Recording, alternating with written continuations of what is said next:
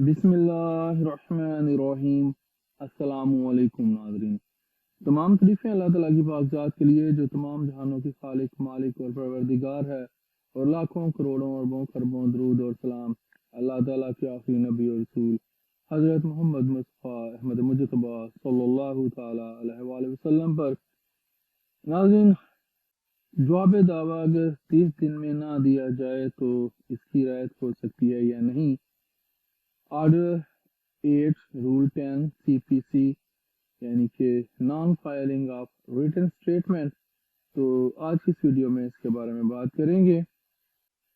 ناظرین، جیسا کہ میں نے ابھی کہا کہ آج کی اس ویڈیو میں ہم لوگ ضابطہ زبانی کے آرڈر 8 اور رول 10 کے بارے میں بات کریں گے۔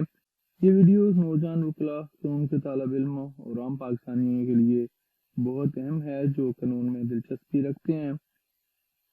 اکثر اوقات ایسا ہوتا ہے کہ کچھ ناگزیر وجوہات کی بنا پر مدعا علیہ مقررہ وقت میں جواب دعویٰ دینے میں ناکام رہتا ہے۔ تو ناظرین، ضابطہ زبانی کے آرڈر 8 اور رول 10 کے تحت مدعا علیہ کو نوٹس دیا جائے گا اور اسے جرمانے کے ساتھ جواب دعویٰ جمع کروانا ہوگا۔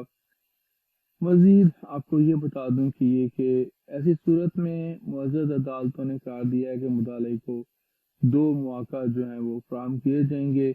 اس سلسلے میں مندرجہ ذیل کی اصلاح جو ہے وہ ملاحظہ فرمائیں۔ عدالتیں کہتی ہیں کہ مدعا علیہ کو جواب جمع کروانے کے لیے 2 سے زائد مواقع نہیں دیے جا سکتے۔ یہ ہے جی عدالتی فیصلہ 2009 کا CLC ہے اور CLC کا پیج نمبر ہے 471۔ تو ناظرین، آج کے لیے اتنا ہی۔ زندہ رہا تو آپ پھر انشاءاللہ اگلی ویڈیوز میں ملاقات ہوگی۔ اجازت دیجیے، اللہ حافظ۔